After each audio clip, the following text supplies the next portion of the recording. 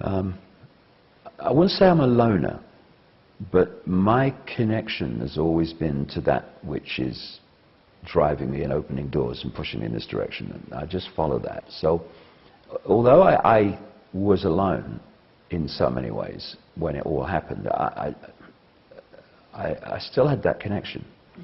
And I still have that connection now, and people are very kind and very supportive. But I still basically just operate in my own little bubble and just go my own way. I don't deal with organizations, I don't connect with other researchers or anything like that. I just follow this impulse. But it is easier because there's more people that are open to what you're saying. But you know, what you just brought up is very, very important. And you know, for me, if not the greatest human disease of all, because everything comes out of it, I guess, is insecurity. Ironically, it was at the height of mass national ridicule that I found my security. Because there's that line in that song, I think it was in the 60s, freedom's just another word for nothing left to lose. And you have to look inside of your security, you're not going to get it from anywhere else outside. Yeah, I mean, you look at my situation in regard to that line from that song in the early 90s, early mid-90s. I was being ridiculed by a nation. So I had nothing left to lose. And that's when I found freedom. The freedom to break out of the prisons of fearing what other people think. And basically, I was, laugh, but this is me. You know, I saw a great car sticker. I remember a great car sticker in California I saw, would be in California. And it said, you laugh at me because I'm different, I laugh at you because you're all the same. And I don't laugh at people because they're all the same, but it is ironic when this herd mentality is kind of focusing on one person, as it was in Britain at that time. And you look at them and you think, you're laughing at me? My God. And so this economic thing that's going, and you know, I've been describing it recently and as like a controlled demolition of a building. You see the charges go off, and then there's a bizarre split second before the building goes, and then it collapses. Well, in the economic terms of this crash, we are in that bizarre split second. We've seen nothing yet. I mean, this is a crash that no one alive today will have seen.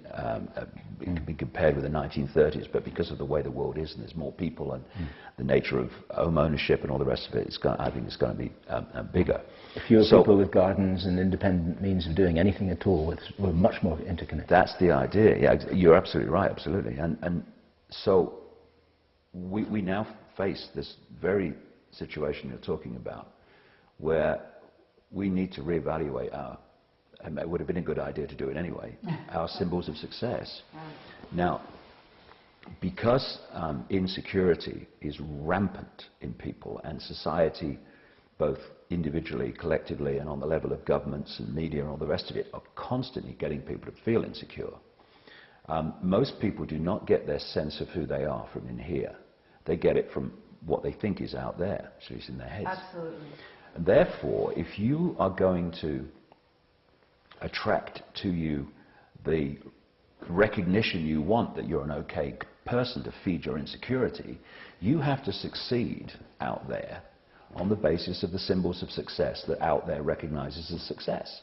And of course, through the media and the indoctrination from cradle to grave, it's more money, bigger house, bigger car, fame, all this stuff, titles and all this business. He who dies with the most toys wins. Yeah, so what you've got is the insecurity itself is to kind of feed some acknowledgement that to lessen its insecurity, it's chasing these symbols of success that society has decided is successful. And we forget other symbols of success. Am I happy?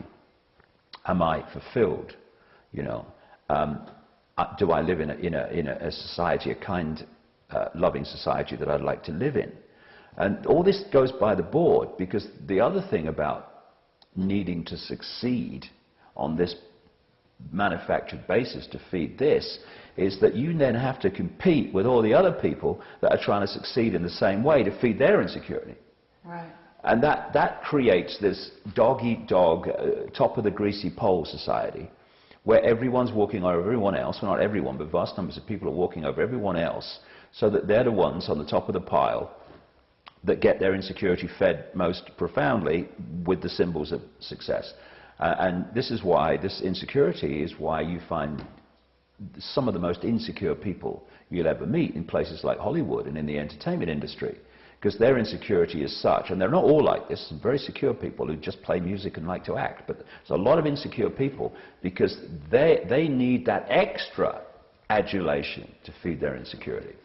And so if we can move our point of observation from I am this body that I see in the mirror in the morning, I am David Icke, I am Charlie Smith, Ethel Jones, whatever, to I am consciousness having an experience, then your values of what is successful change, because your point of observation of everything changes.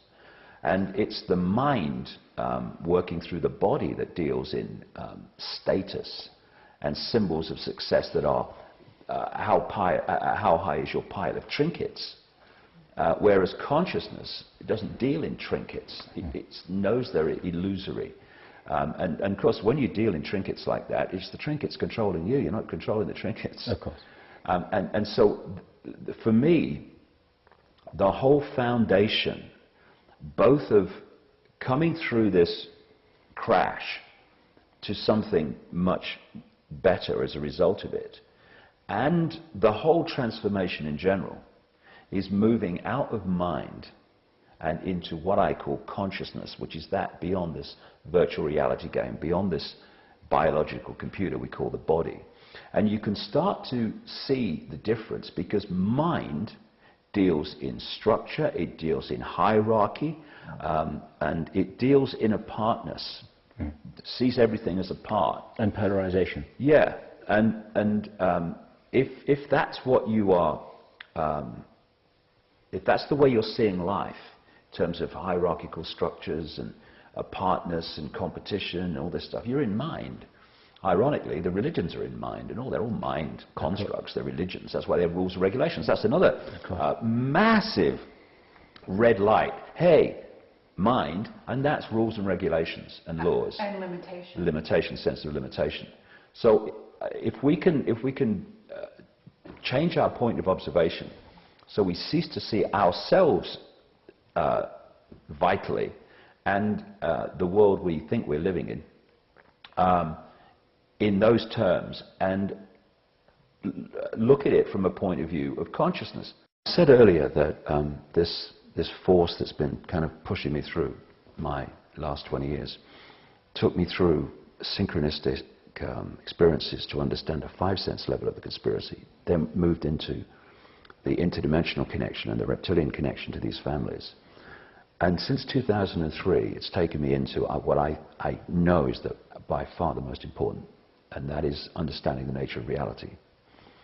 Because, you know, how can you get a grasp of your own life and take any kind of control of your own experience if you don't know who you are, where you are, or the nature of the world you're living in? And this information for me is by far the most important, because it moves the point of experience from in this world to observing this world, or a mixture of the two. And that, if you're in this world and you're of this world, then what's coming is going to be a bloody nightmare. If you become the observer as well as the experiencer, by becoming more conscious, then it's much easier. Because that's not you, that's your experience, which you're observing. And absolutely. This is something that George Green says that he was in contact with the Plejarians, and that they helped, you know, write a book through him that says that exact thing. That you need to stay in the observer mode. Exactly. And observe what's going on and not get caught up in the experience in such a way that actually, as you say, you become of this world instead of in it but not of it.